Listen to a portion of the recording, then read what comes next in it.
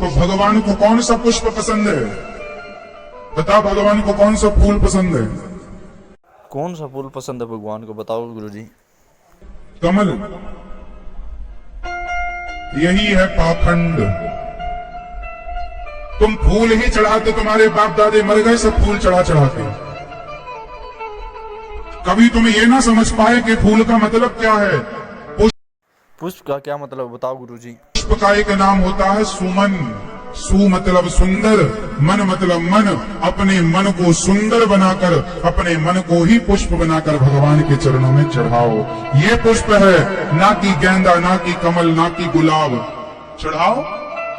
सब मर गए चढ़ा चढ़ा के, तुम भी उसी रास्ते पर चल रहे हो। मन तुम्हारा कहाँ है? संसार में डोल रहा है, भाग रहा है। मन चढ़ाया नहीं कभी, फूल चढ़ा रहा भगवान को। तो भगवान फूल क्या करेंगे? तुम्हारे घर में तो फूल बनता नहीं है। गुलाब, गेंदा, ये सब भगवान ऑलरेडी बना चुके हैं। उनकी चीज उन्हें क्या चढ़ाता है? बताओ गुरुजी, भगवान को क्या चढ़ाए फिर? अपना कुछ चढ़ाओ।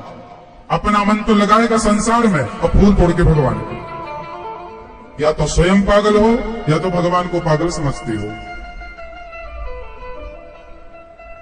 पत्रम, कौन सा पत्र भगवान को चढ़ाना चाहिए?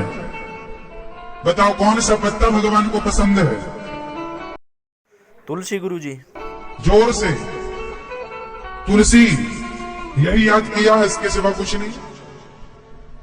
तुलसी पत्ता भगवान को पसंद है, बिल्व पत्र भगवान को पसंद है, शमी पत्र भगवान को पसंद है। चढ़ाते रहे सारी जिंदगी पत्ता, क्या पाया? अज्ञान इतना घनघोर है कि क्या कहें। भगवान को तुलसी, बिल्वपत्र और शमी नहीं, पत्ता चढ़ाइए। कौन सा पत्ता चढ़ाया जाए गुरुजी? सा पत्ता? पत्ता मतलब बिल्कुल इसके पीछे का जो रहस्य है, कभी वो समझने की कोशिश की ही नहीं आप लोग। पत्ते का क्या वजन होता है? ना के बराबर, हल्का है। उसी तरह भगवान कहते हैं कि पत्ता तो बहुत चढ़ा लिया पगले, अब अपने आप को पत्ता की तरह हल्का करके क्रोध अभिमान निकाल जब देगा, अपने अंदर से काम क्रोध लोभ मोह निकाल देगा, तो तू भी पत्ते की तरह हल्का हो जाएगा। फिर तुलसी का लेकर मत आना, अपने आप को ही प्रभु के चरणों में पत्ता मानकर पत्ता बनाकर चढ़ा दो।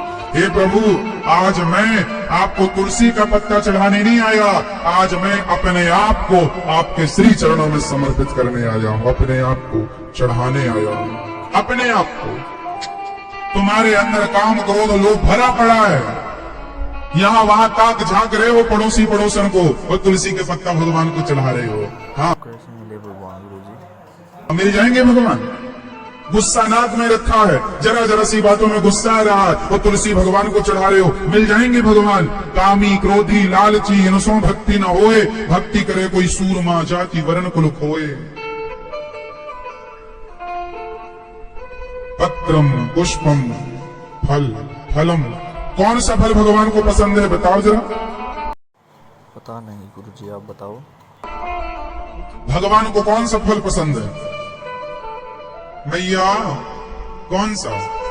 नहीं, नारियल फोड़ते चले आए सब, बाप दादे सब यही फोड़े हैं।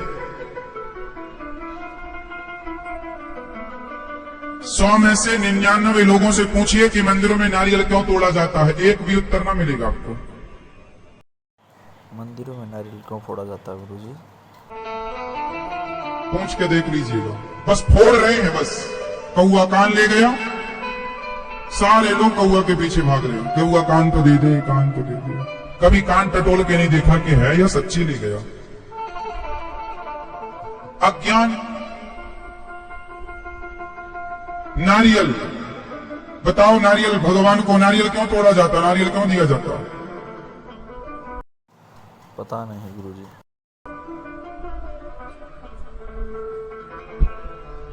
नारियल हमेशा जब भी आपके घर में गाड़ी आती है, नया घर बनवाते हैं, तो पहले नारियल तोड़ा जाता है। इसके पीछे का रहस्य है, अर्थ है, मैसेज है, शिक्षा है कि जैसे सबसे पहले नारियल तोड़ा जाता है, तो नारियल भगवान को पसंद नहीं है। नारियल भगवान को गोला नहीं खा, ये नारियल का गोला तुम खाते हो? एक गोला खा लोगे पूरा, तो सोचो एक दिन में लाखों नारियल भगवान को चढ़ते, भगवान नारियल खाते होंगे? तो फिर ये क्यों चढ़ाते हैं? तुम ना खा पाओगे एक गोला रोज, तो लाखों भगवान कैसे खाएंगे? हद होती है ना अज्ञानता की। बस उनने चढ़ाया, हम भी चढ़ाया। भेड़ों की चाल, एक कुएं में गिरा, हम भी गिरेंगे। कभी उसका रहस्य नहीं जाना, अर्थ नहीं समझा, बस चलती आई परंपरा। मंदिरों में लोग बकरा चढ़ा रहे हैं, बकरे की गर्दन। क्यों? क्योंकि बाप दादों ने चढ़ाए थे महाराज जी, तो हम भी चढ़ा रहे हैं। उनके बाप दादों ने चढ़ाए थे तो उन्होंने चढ़ाया, उनके बाप दादों ने चढ़ाए। कभी ये नहीं सोचा कि क्यों? अरे किसी आदमी को मांस खाना था, उसके घर वालों ने मना किया, उसके घर वालों ने मना किया, मांस नहीं मिलेगा।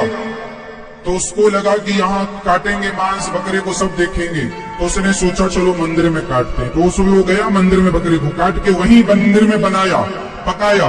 लोगों ने पूछा क्यों रही है ये मंदिर में मांस क्यों? अरे बोले देवी मांग रही है। उसने उसको तो खाना था, झूठी कह दिया। एक ने झूठी अफवाह फैला दी कि देवी ने मेरे सपने में बकरा मांगा, तो उस खाना उसे था, वो मांसाहारी था, वो नालायक था। फिर गुरुदेव? उसने मंदिर में बकरा काटा, मंदिर में बकरा काट के पकाया, और उसने औरों को भी खिलाया। यहाँ आओ, देवी जी का प्रसाद है, लो लो लो, तो सबको खिलाया। खुद पापी, सबको पापी बनाया। फिर क्या हुआ? उसको लगा कि अब क्या करें। बोले उसने सबसे कहा तुम भी चढ़ाओ बकरा, इसी बहाने हमें प्रसाद मिलेगा, तो मांस खाने को मिलेगा। उस एक आदमी ने अफवाह फैला दी समाज में। उस एक अफवाह के कारण वो परंपराएं बन गई कि देवी बकरा मांगती है। जरा मुझे बताओ कि किस वेद पुराण में लिखा है कि देवी बकरा मांगती है? लिखा हुआ बताओ? कहीं नहीं लिखा। लिखा तो ये है कि अहिंसा ही परमो धर्म है, लिखा तो ये है कि परहित सरिस धर्म नहीं भाई।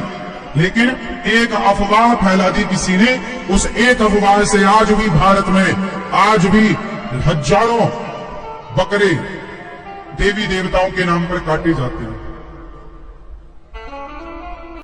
हाँ गुरुजी, ऐसे ही होता है, ऐसे ही पाखंड फैलता है।